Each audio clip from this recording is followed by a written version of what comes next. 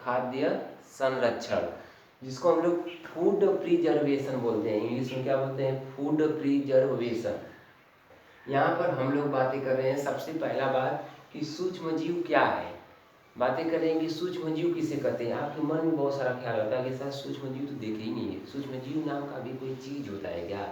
तो हम बताते चलें कि यस होता है। सूक्ष्म जीव उसे कहते हैं कि जो जीव यानी कि वे जीव जो हमारी नंगी आंखों से, नंगी आंखों का मतलब खुली खुली आंखें हैं फिर भी दिखाई नहीं दे रही हैं, ऐसी आंखों से यानी कि हमारी नंगी आंखों से दिखाई न देती हो, उसे हम लोग सूक्ष्म जीव के नाम से जानते हैं। सूक्ष्म जीव यानी कि बहुत छोटा, सूक्ष्म का ही मतलब होता है छोटा, छोटा से छोटा, जितना आपका अंदाजा न हो उतना छोटा जीव को हम लोग सूक्ष्म जीव के नाम से जानते हैं। बात कर रहे हैं कि सर इतना या सूक्ष्म जीव इतना छोटे हो, कुछ तो सूक्ष्म जीव इतने छोटे होते हैं कि यहाँ तक कि माइक्रोस्कोप जो होती है उसके लिए छोटी सी माइक्रोस्कोप में नहीं, बड़ी बड़ी आवर्धन जो लेंस वाली यानी कि जो सूक्ष्मदर्शी होती है उसमें देखा जाता है, तब जाकर दिखती हैं सब सूक्ष्म जीव। सूक्ष्म जीव की अगर साइज के बारे में बात करें कि सूक्ष्म जीव की साइज के बारे में कितनी होती है, तो एक सूक्ष्म जीव की साइज के बारे में बात करेंगे तो 10 के पावर -6 नैनोमीटर से लेकर 10 के पावर -10 नैनोमीटर तक इनकी साइज यानी कि आकार होता है। इतना छोटा कैसे दिखेगा? बहुत सारा छोटा है ना। तो इसी को ये इसीलिए बोलिए कि आंखों से, अभी एक आंख से बात आ गई चश्मा लगाने वाली। चश्मा लगाने से मतलब नहीं है चश्मा इसलिए लगा, चश्मा लगाने भी नहीं देखते हैं। कुछ ऐसी होती हैं जो कि सूक्ष्म जीव जो कि आप लेंस के सहारे देख सकते हैं, लेकिन चश्मा वाला बात गलत है। चश्मा के सहारे अपने ही सूक्ष्म जीव को देख सकते हैं। चश्मा क्या करता है? चश्मा तो बहुत सारी नई छोटी छोटी चीज़ों की लेटेस्ट को देखने में काम आता है, सूक्ष्म जीव को नहीं। बात कर रहे हैं कि सूक्ष्म जीव का कि सूक्ष्म जीव को कौन से सूक्ष्म जीव को देख सकते हैं। तो सूक्ष्म जीव जैसे आपने रोटी को रख दिया, रोटी को आप लोग रखते हैं, मम्मी जी रोटियां बनाती हैं तो आप रोटियों को क्या करते हैं, जो बच जाती है उस रोटी को रख देते हैं। तो रोटी को जब 2 से 4 दिन यानी कि के लिए हम रख दें या 2 दिन के लिए भी रख दें तो उस पर देखेंगे सफ़ेद सफ़ेद सा फफूंद लग जाएगा, सफ़ेद सफ़ेद सा फफूंद लग जाएगा। उसको हम लोग आवर्धक अगर लेंस से देखेंगे तो वह आसानी से दिख सकेगी, फफूंद जो होता है वो आसानी से दिख सकेगी, जिसके लिए हमें सूक्ष्मदर्शी की आवश्यकता ही नहीं होती है, वह आसानी से चीज़ें देखा जा सकता है। तो इसीलिए बोला जाता है कि सूक्ष्म जीव को हम लोग आवर्धक लेंस के कुछ सूक्ष्म जीव ऐसे हैं देखा जा सकता है, और कुछ सूक्ष्म जीव को देखने के लिए हमें सूक्ष्मदर्शी की आवश्यकता होती है। यहाँ से 2 बातें क्लियर हो गई, सूक्ष्म जीव क्या होता है और सूक्ष्म जीव किससे देखा जा सकता है, तो सूक्ष्मदर्शी से देखा जाए। जिस प्रकार से माइक्रो ऑर्गेनिजम्स इसका इंग्लिश में नाम था, उसी प्रकार से सूक्ष्मदर्शी का भी नाम इंग्लिश में क्या होगा, माइक्रोस्कोप नाम होगा, माइक्रोस्कोप नाम होगा सूक्ष्मदर्शी का। आगे बात कर रहे हैं कि सूक्ष्म, देखिए सेकंड पॉइंट में लिखा गया है कि सूक्ष्म जीव का आवास, आवास का मतलब होता है जिस जगह पर जिस एरिया में आप रह रहे हैं वो आवास के नाम से आता है। कभी कभी आप जाते होंगे तो अपने मित्रों के द्वारा पूछे जाते होंगे कि आपका घर कहाँ है, आपका आवास कहाँ है, यानी कि घर को ही हम लोग आवास बोलते हैं, जहाँ पर हम कम से कम 24 घंटा में और 12 घंटा तो अपने घर पर बिता देते हैं, वही हमारा होता है आवास। तो क्या सूक्ष्म जीव भी घर बनाकर रहते हैं? बात ये भी आ गई कि जो सूक्ष्म जीव होते हैं वह घर बनाकर रहते हैं?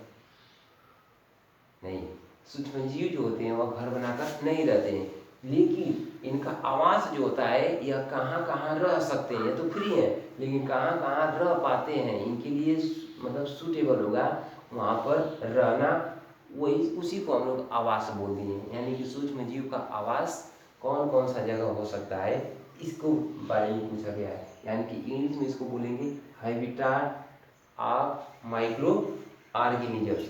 देखिए सूक्ष्म जीव होते हैं ना, संपूर्ण जैवमंडल, जैवमंडल यानी कि हम लोग अर्थ के बारे में, हम लोग स्फीयर के बारे में पढ़ लिए हैं, तो एक जैवमंडल है, जैवमंडल में सारे जीव रहते हैं। जीव का मतलब जितने भी सजीव हैं वह जैवमंडल में ये लोग निवास करते हैं। तो पूरे जैवमंडल में, संपूर्ण जैवमंडल में इन लोग का निवास हो सकता है।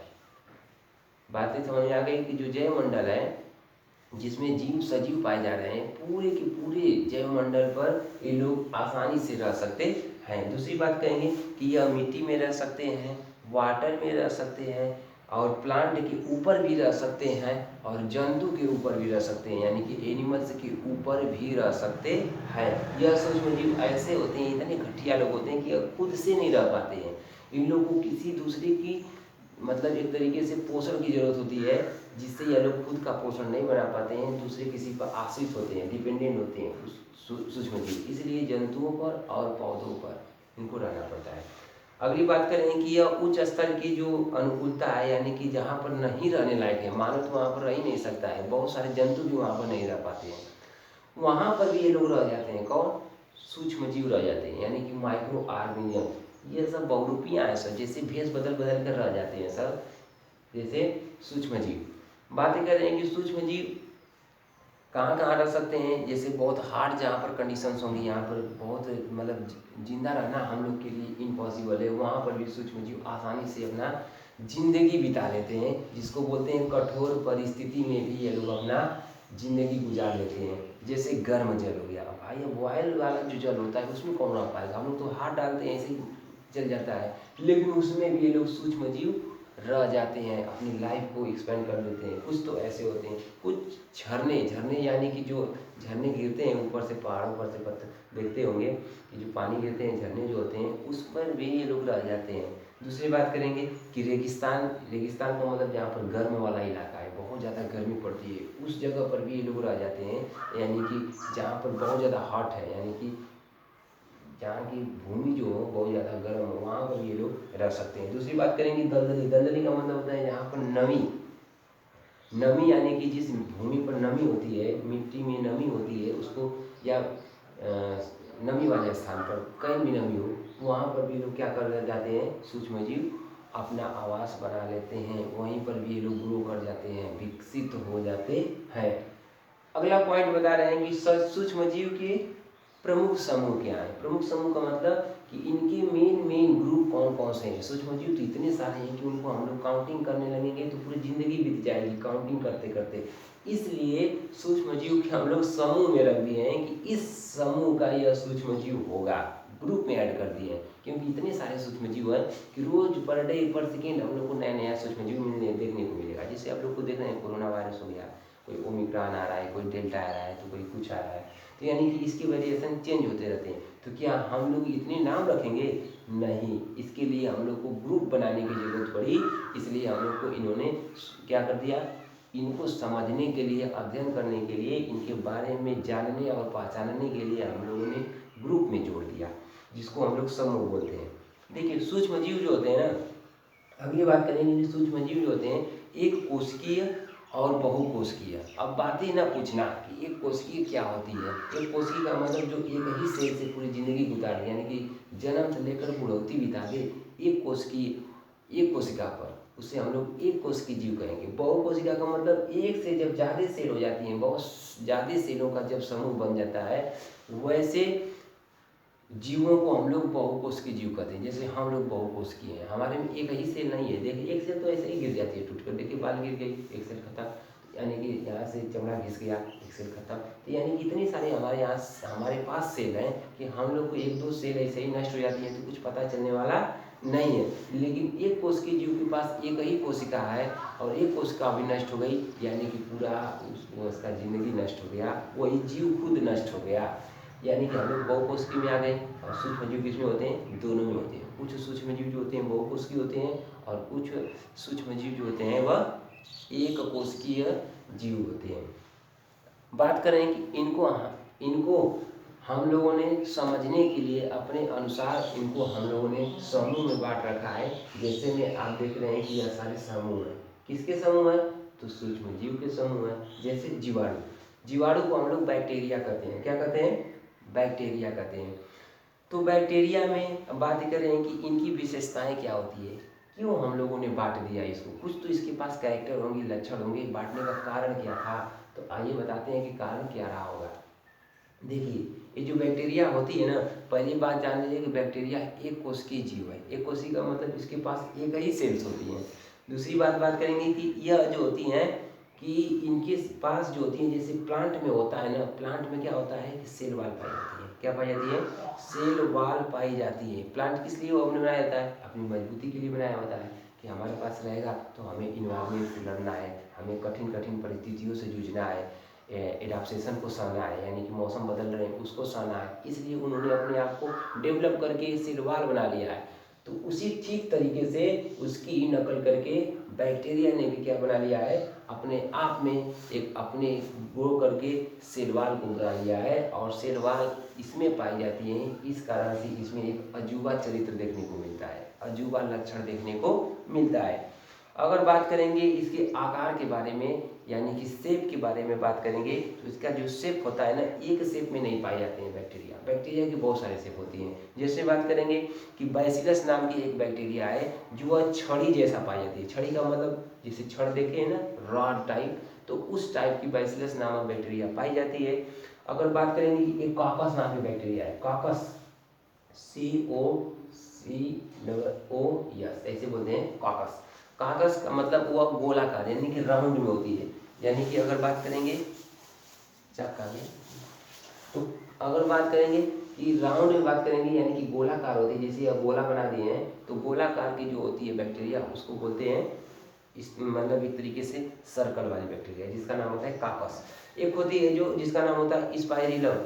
स्पाइरिलम जो होती है या बैक्टीरिया जो होती है यह सर्पिलाकार की होती है। सर्पिला का मतलब ऐसे निकली होती है, जैसे सर्प होता है, सर्प का मतलब जैसे आप लोग स्नेक देखते हैं तो ऐसे जो होता है सर्पिला आकार का जो होता है, यह जो होती है बैक्टीरिया स्पाइरिलम होती है, स्पाइरल की तरह होती है, इस तरीके से घूमी हुई होती है। वो बैक्टीरिया को हम लोग क्या बोलते हैं कि सर्पिलाकार की बैक्टीरिया या स्पाइरल शेप की बैक्टीरिया। देखिए इसका हर एक बैक्टीरिया मिल रहे हैं, अलग अलग शेप के मिल रहे हैं, अलग अलग आकार के मिल रहे हैं। तो हमको तो समझने के लिए इनके अलग अलग, लेकिन है तो बैक्टीरिया, इसलिए हम लोग इनको हटा दिया है कि भाई पहले इसके लिए हम अलग से ग्रुप बनाएंगे, क्योंकि इसमें ही बहुत सारा अंतर देखने को मिल रहा है, इन्हीं की जातियों में बहुत सारा अंतर देखने को मिल रहा है।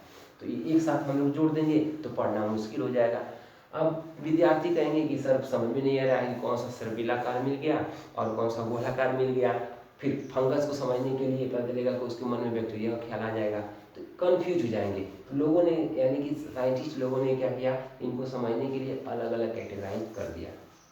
बातें कर रहे हैं कि एक विब्रियो होती है, विब्रियो नाम की बैक्टीरिया जो होती है वह कोमाकार की होती है। कामा के देते हैं ना, किसी एक कामा दे दी, चलिए भाई यहाँ पर एक कामा दे दी, यहाँ पर देखिए यहाँ पर एक कामा दे दी। इस टाइप की कामा टाइप की कामा इस टाइप की अगर पाई जाती है बैक्टीरिया से इसको बोलते हैं वाइब्रियो बैक्टीरिया। यानी कि बैक्टीरिया के साइज जो शेप की बात करेंगे, छड़ाकार बैक्टीरिया, गोलाकार बैक्टीरिया, स्पाइरल यानी कि सर्पिलाकार बैक्टीरिया, और दूसरी बात करेंगे तो कामा वाली बैक्टीरिया। बैक्टीरिया की इतनी सारी शेप थी, तो इस हिसाब से हम लोगों ने बैक्टीरिया को अलग कर दिया कि बटो बहुत सारा तुम्हारे में लक्षण है, तुमको हम लोग पढ़ने में ही थक जाएंगे, तो फिर इसके तुम्हारे साथ इसको कैसे पढ़ेंगे, इसको अगले चैप्टर में अगले साथ में पढ़ेंगे। इसलिए हमने कवक को अलग ग्रुप में जोड़ दिया, यानी कि अलग समूह में जोड़ दिया। कवक जो होता है ना, एक कवक फंगस जिसको इंग्लिश बोलते हैं, देखिए यहाँ पर लिखे गए हैं, कवक को हम लोग फंगी बोलते हैं। ये बहुत बड़ा समूह होता है, यानी कि बैक्टीरिया से ज़्यादा बड़ा होता है इसका समूह, यानी कि इसके स्पीसीज जो होते हैं, इसके बच्चे नाती पोता यानी कि जो भी होते हैं टाइटस, इनके बहुत सारे लंबे होते हैं, यानी कि इनका एक तरीके से खानदान इनका बड़ा है, बड़े खानदान का लोग है। कौन? फंगीज। तो फंगीज के बारे में बातें कर रहे हैं कि इसमें क्लोरोफिल नहीं पाया जाता है, लेकिन बैक्टीरिया में क्लोरोफिल पाया जाता था। ये प्रकाश संश्लेषी नहीं होते हैं, इसलिए नहीं होते हैं कि जिसमें अगर क्लोरोफिल नहीं पाया जाएगा तो जिसमें क्लोरोफिल होता है वही प्रकाश संश्लेषण कर सकते हैं, वही स्वपोषी हो सकते हैं। तो इनके पास तो क्लोरोफिल है नहीं, इसका मतलब कि यह लोग प्रकाश संश्लेषी नहीं है। जब प्रकाश संश्लेषी नहीं है तो इसका मतलब कि ये लोग स्वपोषी नहीं है। दूसरी बात करेंगे कि ये लोग विषमपोषी हो जाते हैं। जब स्वपोषी नहीं होंगे तो फिर बात तो ये आती है कि विषमपोषी हो गए। तो फंगस कैसे होते हैं, कवक कैसे होते हैं, तो विषमपोषी होते हैं। उदाहरण के लिए बात समझते हैं कि इसमें कौन कौन से उदाहरण होते हैं फंगस के। जैसे हम लोगों ने बता दिया बैक्टीरिया के बारे में, बता दिया कि बैसिलस बैक्टीरिया, इसके बाद वाइब्रियो बैक्टीरिया, इसके बाद बता दिए थे कि कॉकस बैक्टीरिया। उसी तरीके से इसमें भी कुछ जातियों का नाम आपको बता दे रहे हैं कि लीजिए इनके नाम याद करते रहिए। मुख्य मुख्य नाम बता दे रहे हैं फंगस के, जो जैसे हम लोग ईस्ट की बात करते हैं, ईस्ट में हम लोग बेल में डालकर खाते हैं खमीर में, तो इस तरीके से हम बात कर रहे हैं कि ईस्ट जो होती है वह फंगस का ही क्या है, एक तरीके से स्पीसीज है। दूसरी बात करेंगे कि ईस्ट के बाद अगर बात करेंगे कि आप जो डालते हैं इसको राइजोपस को पकड़ लीजिए, इसके बाद पेनिसिलियम को पकड़ लीजिए, इसके बाद आप एस्परसिजिलियस को पकड़ लीजिए। तो ये सारे जो है ना ये ईस्ट के एग्जाम्पल है, ईस्ट के एग्जाम्पल है। यहाँ पर हम सिर्फ बता दे रहे हैं, आपको याद कर लेना है। आप अगर सुन रहे होंगे तो गहराई से सुनिएगा, थोड़ा सा ध्यान लगा कर सुनिएगा, क्योंकि ये बहुत महत्वपूर्ण बात है। आपसे पूछा जा सकता है कि कोई फंगस के नाम बता दीजिए, आपको पता है तो आपकी नॉलेज के हिसाब से पता नहीं जाएगी। ईस्ट, पेनिसिलियम, राइजोपस और एस्परजिलस, इतने सारे ईस्ट जो है यह मतलब इतने सारे फंगस जो है स्पीसीज में कम से कम महत्वपूर्ण होते हैं, जो कि आपको लर्न करना है।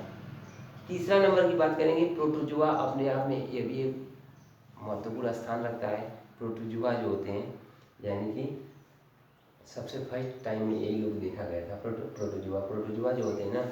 अब बात करेंगे अमीबा और पैरामीशियम, इसका पैरामीशियम इसका एग्जाम्पल है। प्रोटोजोआ होते क्या है? प्रोटोजोआ भी एक कोश के जीव ही होते हैं, ये भी सूक्ष्म जीव ही होते हैं। बात कर रहे हैं सारे के सारे सूक्ष्म जीव ही हैं, यानी कि बैक्टीरिया, कवक, प्रोटोजोआ और शैवाल और विषाणु, इतने सारे लोग क्या हैं?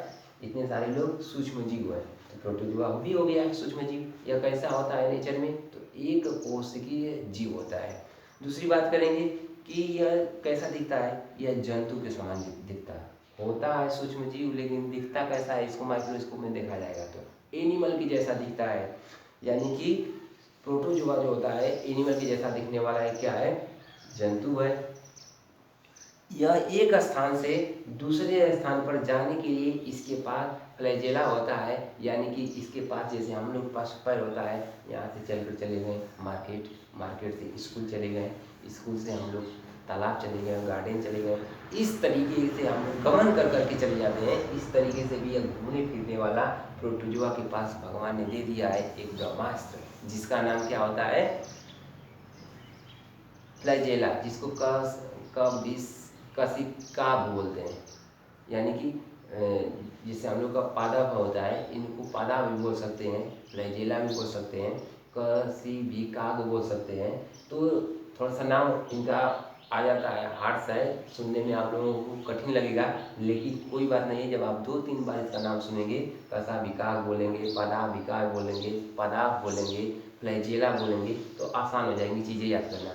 दूसरी बात करेंगे कि इसका एग्जाम्पल की अमीबा और पैरामीशियम। इस प्रोटोजोआ का 2 नाम याद कर लीजिए, बहुत ज़्यादा महत्वपूर्ण होता है। नाम इसका पूछा जाता है आपके सिलेबस के हिसाब से, आपके नॉलेज के हिसाब से, कि बताइए कि अमीबा किससे बिलोंग करता है? तो अमीबा प्रोटोजोआ से बिलोंग करता है। पैरामीशियम किससे बिलोंग करता है? तो पैरामीशियम प्रोटोजोआ से बिलोंग करता है। ईस्ट किससे बिलोंग करता है? कवक से। पेनिसिलियम किससे बिलोंग करता है? कवक से। इसके बाद एस्परजिलस किससे बिलोंग करता है? कवक से। कोकस किससे बिलोंग करता है?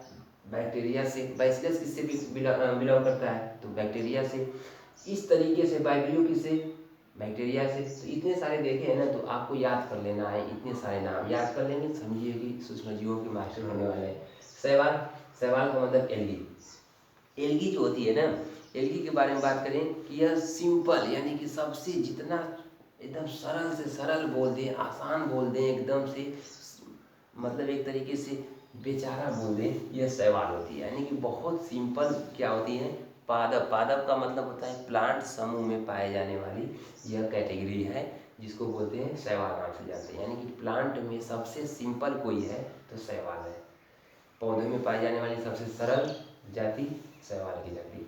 इस तरीके से आप लोग याद कर सकते हैं। इनकी जो यह भी जीवों के समान दिखने वाली है, यानी कि इनमें जो होती है जीव के समान कैसे दिखने वाली है? आप इनके जब जड़ को नहीं देख पाएंगे, इसके तना को नहीं देख पाएंगे, इसकी पत्ती को नहीं देख पाएंगे, तो आप कहेंगे कि सर ये कैसे प्लांट हो गया? होता है, इसके पास क्या होते हैं कि सब कुछ होता है, लेकिन आपको दिखाई नहीं देता है। यानी कि एक जो होती है ना, एक तरीके से हम बोल सकते हैं कि यह जो होती है बैलून टाइप होती है। बैलून टाइप का मतलब थैलस। थैलस, थैलस का मतलब थैली को देखे होंगे, तो थैली जो होती है, थैली में कुछ समझ नहीं आता है क्या है ना क्या नहीं है। उसी तरीके से शैवाल जो है थैलस स्ट्रक्चर होता है इनका, साइज। तो शेप जो होती है इनके थैलस होने के कारण इसको हम बोल देते हैं कि इनमें कुछ समझ में नहीं आया। नो रूट्स, नो स्टेम और नो लीव्स। इस वजह से शैवाल को हम लोग जंतु के समान कर देते हैं, लेकिन है नहीं। दूसरी बात करेंगे कि ये भी क्या होती हैं? शैवाल जो होता है एक कोशिकीय जीव होता है और बहुकोशिकीय भी जीव होते हैं। कुछ ऐसे शैवाल होते हैं जो एक कोशिकीय होते हैं, कुछ बहुकोशिकीय होते हैं। अब शैवाल के एग्जाम्पल के बारे में बात करें तो यहाँ पर एग्जाम्पल लिखा गया है क्लेमाइडोमोनास जो होता है शैवाल होता है। दूसरी अगर शैवाल के बारे में बात करेंगे तो स्पाइरोगाइरा जो है वह शैवाल के अंतर्गत ही आता है। स्पाइरोगाइरा और क्लेमाइडोमोनास याद कर लेना है। एक बार पीसीएस के पेपर में हम देखे थे तो आया था स्पाइरोगाइरा किससे बिलोंग कर रहा है। तो इतना बड़ा छोटा सा एग्जाम में, इतना बड़ा एग्जाम में छोटा सा क्वेश्चन पूछ दिया था। सोचिए, तो आप लोग आसानी से याद करते रहिए, आप लोग भी बनेंगे। हमारी यह आशीर्वाद है और आप लोग का मेहनत रंग लाएगा। आगे चल के इसी तरीके से पढ़ते रहेंगे, क्योंकि आज से आपकी जनरेशन जो यानी कि आपकी जो अपडेट हो रहे हैं ना, यह बहुत मायने रखेगी एग्जाम के पैटर्न से। तो ये आप छोटे हैं तो इसका मतलब ये ना समझिए आप पीछे हैं, तो इसका मतलब ये ना समझिए कि हम क्रैक नहीं कर सकते हैं। क्रैक आसानी से कर सकते हैं जब आपका माइंड सेट अच्छी तरीके से पकड़ लेगा। तो यहीं से चीज़ें बनती हैं। आप अगर यहीं से सेट करके अपने माइंड में चल रहे हैं, रियलाइज़ करते हुए चल रहे हैं, तो आसानी से ये चीज़ें आपको याद रहेंगी। तो फिर आप कभी भी जाएंगे तो बहुत ज़्यादा मेहनत करने की जरूरत नहीं होगी, एक तरीके से अभ्यास कर लेंगे, हो जाएगा सारा काम। तो शैवाल में हम बात करें क्लेमाइडोमोनास, दूसरा स्पाइरोगाइरा, याद कर लीजिए ना, शैवाल में आते हैं। विषाणु क्या होते हैं? विषाणु के बारे में बात करेंगे तो ये भी सूक्ष्म जीव है। जैसे आप लोग कोरोना को देख ही रहे हैं, एक प्रकार का वायरस है। विषाणु को हम लोग वायरस बोल रहे हैं। वायरस नाम से हम लोग डर जा रहे हैं, क्योंकि ऐसा यह तहलका मचा देता है, इतना यह मतलब एक तरीके से इसका भयंकर कारी विनाशकारी बोल सकते हैं कि इसका आक्रमण होता है कि यह तड़ातड़ जैसे बिना युद्ध किए यह जीत लेता है, आदमियों पर विजय पा लेता है। तो यह वायरस की एक तरीके से कर देते हैं कि कैरेक्टर है, चरित्र है। दूसरी बात करेंगे कि जो यह यहाँ पाया जाता है, यहाँ यह पोषक यानी कि जिसके पास पोषण होगा, जो सजीव होगा, यानी कि उस पर यह निर्भर रहता है। यानी कि सजीव को देखेगा, उस पर यह क्या कर जाएगा, उस पर मतलब उसका पोषण लेने के लिए उस पर फर्स्ट करने का काम करेगा। यानी कि उसकी जीवित कोशिकाओं में अपना जन्म करता है, अपना पोषण लेता है, इसके बाद अपना डेवलपमेंट करता है। तो वायरस जो होता है ये भी एक प्रकार का क्या है, हेटरोट्रॉफिक ही है। इसलिए क्योंकि अपने से खुद नहीं बना पाता है भोजन, अपने से पोषण प्राप्त नहीं कर पाता है, इसलिए विषाणु जो होता है ये हेटरोट्रॉफिक बोल सकते हैं होता है। यह होस्ट यानी कि जीवित कोशिकाओं में जाकर अपना रहने का काम करता है, वहीं से अपना जनन भी करता है, रिप्रोडक्शन भी करता है। बातें कर रहे हैं कि इसमें से कुछ जो है ना लाभदायक सूक्ष्म जीव हैं, जिसको बोलते हैं beneficial micro organism. Beneficial micro organism का मतलब होता है कि वे जीव जो हमारे लिए उपयोगी हो, यानी कि हमको नुकसान नहीं पहुंचाते हैं, वह हमारे लिए और नहीं तो और क्या करते हैं, फायदा ही पहुंचाते हैं। ऐसे सूक्ष्म जीवों को हम लोग बोलते हैं लाभकारी, लाभदायी सूक्ष्म जीव बोलते हैं। देखिए सूक्ष्म जीवों के बारे में बात करेंगे, जैसे हम लोग घरेलू उत्पादों के बारे में बात करेंगे, जैसे घर में बनने वाली चीज़ों, जैसे दही हो गई। दही की बात करेंगे तो दही में जो पाया जाने वाला बैक्टीरिया एक पाया जाता है जिसका नाम होता है लैक्टोबैसिलस। दूध को दही में परिवर्तित कर देने वाला बैक्टीरिया का नाम होता है लैक्टोबैसिलस बैक्टीरिया। याद करने वाली बात है कि यह भी एक बैक्टीरिया है, लेकिन कैसा है, लाभकारी, बेनिफिशियल बैक्टीरिया है। दूसरा बात करेंगे कि भटूरे और इडली में मुलायम करने से कुछ बैक्टीरिया जो होते हैं वह पोर्स बना लेते हैं, यानी कि भटूरे और इडली में जब यह डाले जाते हैं बैक्टीरिया, उसमें से छिद्र छिद्र छोटे छोटे पोर्स निकल जाते हैं, जिसकी वजह से फूली फूली सी दिखती है, गुदगुदी ज़्यादा दिखती है। तो यह बैक्टीरिया जो होते हैं डाले जाते हैं, तो ऐसे बैक्टीरिया को हम लोग बोलते हैं लाभकारी उपयोगी बैक्टीरिया। दूसरी बात करेंगे आटा। देखिए आटा जब हम गूंथते हैं ना, तो जैसे हम लोग को बिस्कुट बनाना हो गया, ब्रेड बनाना हो गया, पेस्ट्री, केक बनाना हो गया, ये सब बनाने के लिए हम लोग क्या करते हैं कि फंगस का इस्तेमाल करते हैं। फंगस का मतलब इसमें ईस्ट हो गया, जैसे ईस्ट हमारे लिए बेनिफिशियल है। बेनिफिशियल का मतलब यह हम लोग खाने में यूज करते हैं, जैसे केक हो गया बनाने के लिए, आपको ब्रेड हो गया यानी कि पाव रोटी हो गया, जिसको हम लोग पाव रोटी बोलते हैं, तो उसको बनाना हो गया। तो आप लोग चाय में, टी में खाते हैं, मतलब डुबो कर, तो वो भी हो गया। तो ये सारी चीज़ें होती है ना, ईस्ट आटा जब गूंथते हैं तो इसको ईस्ट उसमें डाल देते हैं, इसके बाद पानी में मिलाकर इसको मतलब एक तरीके से मिला देते हैं, मर्ज कर देते हैं, और इसके बाद यह गैस के रूप में बुलबुले आटे में भरकर इसके आयतन को यानी कि जो इसकी साइज होती है इसको बढ़ा देता है, और बढ़ाने के बाद यह अब फूला फूला सा लगेगा। इसकी मतलब जो साइज होगी यानी कि थोड़ा सा आटा फूल कर कितना हो गया, बड़ा सा आटा हो गया। तो यानी कि इसमें बुलबुले बुलबुले चाहिए, यानी कि आटे में बुलबुले बुलबुले का मतलब इसमें कुछ गैसेस भर जाती है जिसकी वजह से इसका आयतन बढ़ जाता है। इस वजह से भी कर सकते हैं कि इस आटे का प्रयोग हम लोग कहाँ कहाँ कर सकते हैं, तो ब्रेड में, पेस्ट्री में, केक में, और इसके बाद ये सारी चीज़ें बनाने में हम लोग उपयोग कर रहे हैं। ये नहीं किया जाता है, कर रहे हैं, क्योंकि हम लोग डेली खाते हैं, कर रहे हैं। इसके बाद आगे बात करेंगे कि पनीर। पनीर देखिए, पनीर जो होता है ना, दूध के फटने से बनाया जाता है। यहाँ तक तो सबको पता है कि पनीर कैसे बनता है, दूध के फटने से बनता है। अरे गधा कहीं का, देखो क्या देख रहे हो बात, इतनी बेहतरीन बातें बताई जा रही हैं। कम से कम देखिए, यहाँ पर पनीर की बात कर रहे हैं कि पनीर जो है, पनीर कैसे बनता है, यानी कि इसका निर्माण दूध से होता है। दूध फटा, पनीर बना। देखिए, कोटेज पनीर जो होता है, यह भी एक प्रकार का बैक्टीरिया का यूज कर लिया जाता है, जिसे हम बोलते हैं स्ट्रेप्टोकॉकस लैक्टिस, यानी कि अम्ल, एसिड जो होता है, जो निकलने वाली बैक्टीरिया जो होती हैं, उसका भी हम लोग उपयोग कर लेते हैं।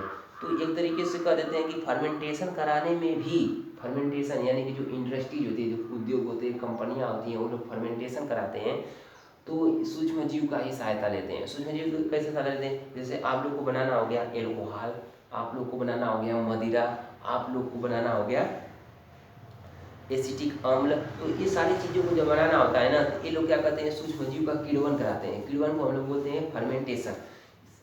नहीं, आप में ऐसा नहीं है, आप ये बताया जाएगा आगे के चैप्टर में। किण्वन आप लोगों को बस इतना जानना है कि किण्वन होता है। किण्वन को बोलते हैं जैसे जैव चीज़ों का सड़ाना कराना, मतलब जितनी चीज़ सड़ेंगे उसमें कुछ इसमें सूक्ष्म जीव डाल दिए जाते हैं, जिसकी वजह से और तेज़ी से सड़ना चालू हो जाता है, जिसको हम लोग बोलते हैं एक तरीके से एक उत्प्रेरक का काम करते हैं, एंजाइम्स का काम करते हैं, यानी कि जो सड़ रहे होते हैं उसको तेज़ी से सड़ा देते हैं। तो किण्वन वही होता है, बहुत ज़्यादा लार्ज में नहीं पढ़ना है हम लोग को। तो फर्मेंटेशन जो होता है यह सूक्ष्म जीवों की सहायता से ली जाती है। दूसरी बात करेंगे इसकी, हाँ एक बात और है, हाँ ठीक। देखिए, किण्वन की खोज जो थी, नहीं बता दे रहे, किण्वन की खोज जो थी,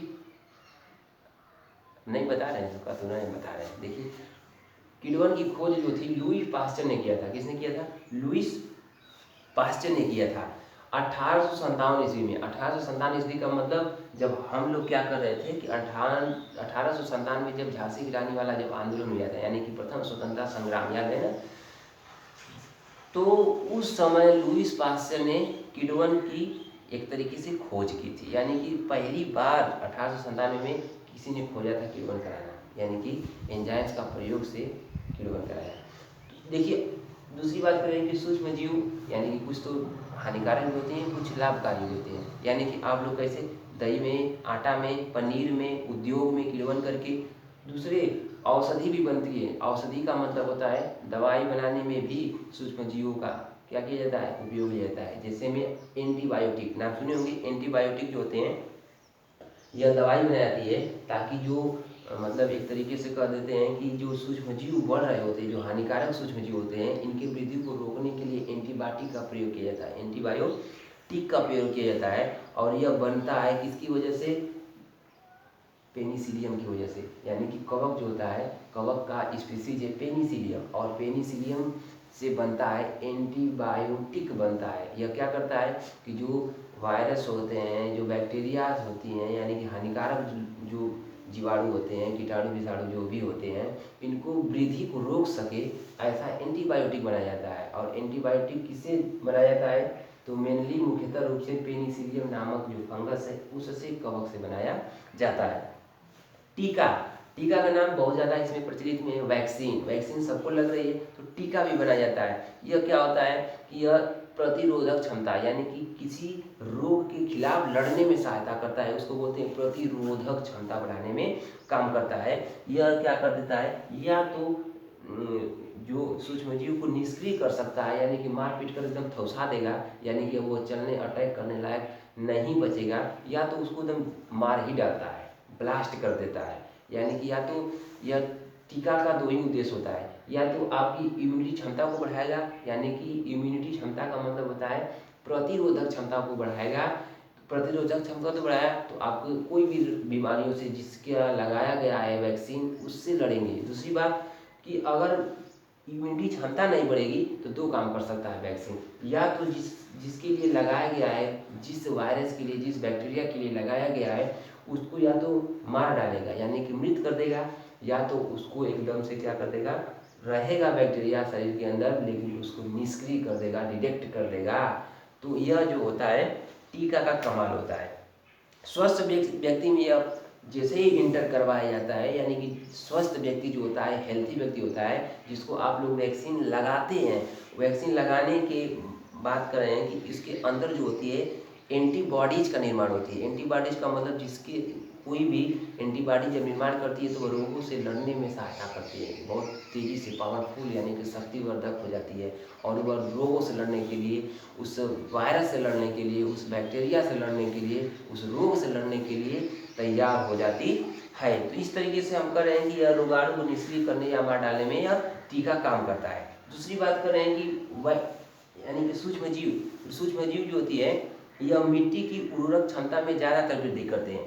यानी कि कुछ जीवाणु जो होते हैं, कुछ बैक्टीरिया जो होते हैं, जैसे नील हरित शैवाल, जिसको बोलिएगा blue green algae, blue green algae, यह एटमॉस्फेयर में क्या करते हैं, नाइट्रोजन को स्थिर करके मिट्टी में उर्वरक क्षमता बढ़ाते हैं। यानी कि मिट्टी की जो उर्वरक क्षमता होती है इसको बढ़ाने का काम करते हैं। जैसे में राइजो क्या हो गया, राइजोबियम हो गया, हाँ राइजोबियम ही होता है, अरे आधे को कम से कम राइजोबियम ही होता है, सही है, राइजोबियम ही होता है, देखिए आप देखिए, हाँ राइजोबियम होता है। इसके बाद पर्यावरण का शुद्धिकरण करने में भी सूक्ष्म जीव का काम करते हैं। देखिए एक तरीके से हमको नुकसान भी पहुंचा रहे हैं, एक तरीके से फायदा भी पहुंचा रहे हैं। यानी कि जो हमारा एटमॉस्फेयर है उसको शुद्धिकरण यानी कि क्लीनिंग ऑफ इन्वायरमेंट यानी कि पर्यावरण को शुद्ध करने में भी सूक्ष्म जीव का अहम रोल है। देखिए कुछ सूक्ष्म जीवों का पादप व मृत जो हानिकारक जंतुओं का अपघटन करते हैं। अपघटन कैसे करते हैं, जैसे कोई जीव मर गया, मर कर जमीन पर पड़ा हुआ है, तो भाई अब जमीन पर रहेगा ना तो सड़ेगा, गलेगा, महकेगा, सुगंध होगा, रोग बीमार फैलाएगा, आदमी बीमार होंगे, जंतु बीमार होंगे, वहाँ के एटमॉस्फेयर खराब होगा, वायु जो होगी प्रदूषित होगी। तो एक तरीके से जब रहेंगी डेड बॉडी, जब तक पृथ्वी पर यानी कि जमीन पर है तब तक वह कुछ जो ऑर्गेनिक सब्सटेंस सड़ेगी, गलेंगे तो बदबू आएगी, खुशबू आएगी, रोगी बनाएंगे, तो यानी कि यह नुकसान बहुत ज़्यादा पहुंचाएंगे। लेकिन सूक्ष्म जीव होते हैं जहाँ पर नहीं पहुँचते हैं जंतु, उसको खाने के लिए खाने वाले अपमार्जक जंतु, वहाँ पर कौन पहुँच जाते हैं, सूक्ष्म जीव पहुँच जाते हैं, और इसको क्या करने लगते हैं, फिर से अपघटित करने लगते हैं, डिकम्पोजिट करने लगते हैं, सरल रूप में तोड़ने लगते हैं। यानी कि ऑर्गेनिक से इनऑर्गेनिक में तोड़ने लगते हैं, ब्रेक डाउन करने लगते हैं। इसके बाद यह जीव मिट्टी में मिल जाता है और पर्यावरण को शुद्ध कर देता है। तो सूक्ष्म जीव कितने फायदे हुए, आगे पढ़ेंगे, कल पढ़ेंगे मानव रोग, जिसकी कौन फैलाता है, सूक्ष्म जीव। आज तो बेनिफिशियल पढ़ लिए, लेकिन जितने सीधे साधे भोले भाले ये सूक्ष्म जीव दिख रहे हैं है नहीं, बहुत ज़्यादा तहलका मचा कर रखते हैं सब।